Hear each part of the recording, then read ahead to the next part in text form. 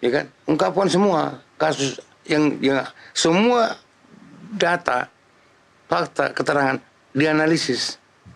Itu. Jadi ini pun juga nanti mudah-mudahan bukan hanya yang 9 orang. Karena setiap begitu selesai nanti di kejaksaan itu kebiasaannya habis ada penyidikan, ada fakta baru itu dibawa dalam ekspos. Nah, di ekspos itu nanti akan terjadi dialog, akan terjadi perdebatan gitu. Okay. Itu sebenarnya pasti bisa, pasti bisa. Asal jangan sampai ada yang membelok gitu.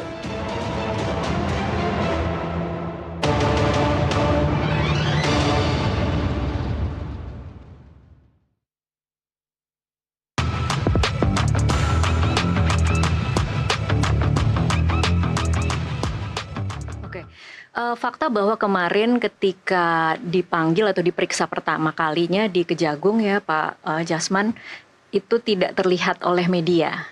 Kemudian kuasa hukum yang memberikan keterangan. Yeah. Menurut Anda dalam kasus yang mendapatkan perhatian cukup tinggi secara nasional, seberapa penting sebenarnya Kejaksaan Agung menunjukkan cara kerjanya sama seperti kasus-kasus lainnya? Iya.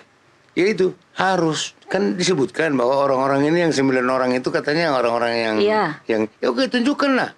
Oh, 9 orang penyidik itu harusnya ditunjukkan? Ya, artinya tunjukkanlah bahwa memang mereka itu betul-betul qualified ya. Oke. Bahwa memang betul-betul mampu menyidik. Bagaimana cara menunjukkannya dalam bayangan Pak Jasman? Ya dia memang pertama-tama dia menguasai bagaimana cara menyidik. Ya kan? Ungkapkan semua kasus yang semua data, fakta, keterangan dianalisis.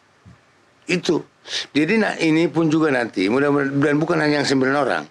Karena setiap begitu selesai nanti di kejaksaan itu kebiasaannya habis ada penyidikan, ada fakta baru itu dibawa dalam ekspos.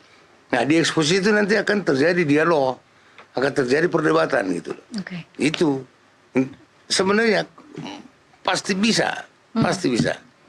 Asal jangan sampai ada yang membelok gitu. Itu. Oke. Ini lagi-lagi memang mungkin jadi pertanyaan publik ya, karena kemudian publik kan memang cukup bisa dibilang kepercayaannya tidak tinggi ya Pak terhadap Kejagung menangani anggotanya sendiri ya Pak ya. Kalau kita mungkin kemarin bisa melihat rangkaian tersangka-tersangka Kejagung itu selalu kita saksikan bagaimana ada ritual memakai rompi pink, diborgol, dibawa jalan ke dalam mobil tahanan.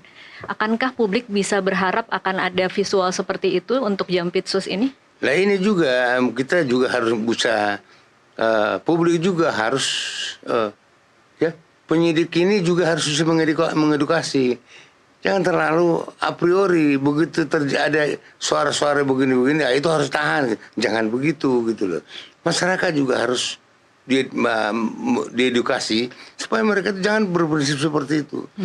Tersangka itu belum tentu bersalah, namanya juga tersangka. Oke. Itu. Ya, namun demikian jangan juga dibiarkan gitu loh. Ini yang seharusnya masyarakat juga harus menahan diri, tidak mengkriminalisasi orang yang tidak bersalah. Oke. Tapi kalau menurut Bapak menangkap suara-suara publik saat ini kepada Febri Adriansyah dan pemeriksaannya di Kejagung itu seperti apa, Pak?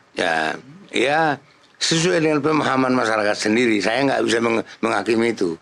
Ya begitulah misalnya kalau misalnya masyarakat itu berpendapat seperti itu ya sudah. Namanya juga berpendapat.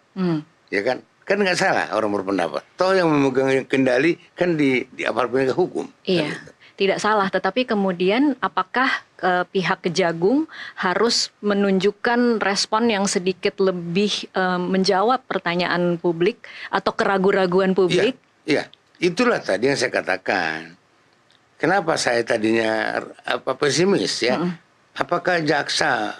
Karena apa? Kejaksaan itu pasti akan mengalami. Dia berbuat A salah, berbuat B pun salah, berbuat C pun salah. Itu yang berat bagi kejaksaan dalam kasus ini gitu.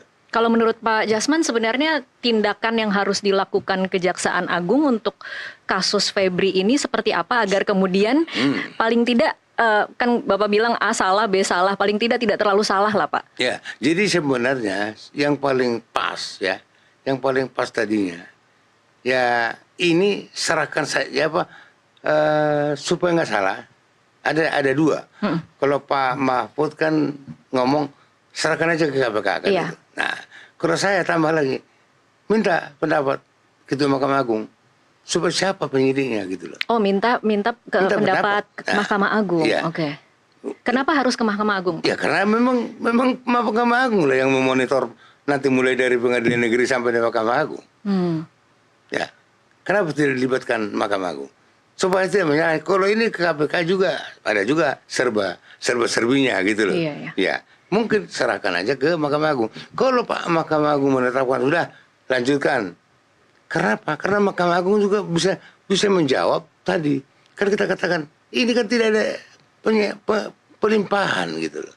Iya. Nah, ya harusnya jadi Mahkamah Agung libatkan aja, tanya gimana ini kira-kira. Tapi kalau Pak Jasman sendiri cukup percaya dirikah atau cukup optimiskah bahwa Kejaksaan Agung yang katanya ada tim 9 orang ini akan benar-benar bisa fair, transparan, independen, Pak? Ya itu yang saya bilang, apapun yang dilakukan itu belum tentu dipercaya oleh masyarakat. Ini tantangan tadi yang paling berat buat kejaksaan itu. Nah, harusnya kan dia gimana? Atau kalau enggak mohon petunjuk presiden kan. Tapi untuk lebih fairnya silakan aja ke Ketua Mahkamah Agung tanya. Nah, yang ketiga harusnya ya udah Jaksa Agung dan Kapolri kompromi gimana bagusnya kan itu. Sudah ya Pak, ini sudah dilakukan, mereka kompromi kan kemarin mereka sering ketemu berdua tapi komprominya kan kita nggak jelas awal rasanya. Nggak jelas. Karena tidak dibuka ke publik apa hasilnya. Nggak dibuka ke publik. Itu harusnya dibuka ke publik. Oke. Bahwa ini kami sepakat bahwa ini dilanjutkan oleh Kejaksaan Agung. Iya, tapi lagi-lagi memang ini memang sesuatu yang agak sulit karena memang kepercayaan publik tentang bagaimana aparat penegak hukum bisa mengadili anak buahnya sendiri atau pejabatnya sendiri itu kan sangat rendah ya Pak Jasman. Iya itu yang saya katakan mulai dari awal harusnya tidak. Harusnya tidak di situ. Ya harus tidak gitu. Harusnya ya itu yang harus dikhawatirkan gitu. Iya. Bagaimana menepis anggapan masyarakat seperti itu. Harusnya begitu dari awal. Jangan ya disebutkan begini aja begini jangan langsung terima kan gitu. Ya itu loh. Oke, saya ingin masuk sedikit soal penggeledahan 13 lokasi ya Pak. Mungkin saya sebutkan sedikit lokasi-lokasinya. Ada 13 ini di kantor PT CBS Cengkareng Timur, Jakarta Barat. Kemudian kantor PT CBS di Penjaringan, Jakarta Utara. Ada kantor PT Krakatau Niaga di Petojo Selatan, Jakarta Pusat. Kantor Grup DMG Kuningan, Jakarta Selatan. Kantor PT PML Karet Kuningan, Jakarta Selatan. Cafe Deklan itu yang kemudian kita lihat ada di Cipete, Jakarta Selatan. Ada Money Changer di Cipete juga, Jakarta Selatan. Rumahnya Tan Kian di Mega Kuningan, Jakarta Selatan. Rumah Don Rito di Gandaria Selatan, Jakarta Selatan. Rumah apartemen Pacific Place, kemudian rumah Febri di Parahyangan di Sentul, Bogor, dan rumah MN Serpong Utara, Tangerang Selatan, dan ruko di Jalan Asem 2, Cipete, Jakarta Selatan. Ini ya Pak, kalau kemudian nanti jawaban dari tersangka melalui kuasa hukumnya adalah seluruh aset itu bukan lagi dikelola oleh tersangka, itu ada, mungkin itu semua nanti akan ditumpahkan kepada Don Rito semua.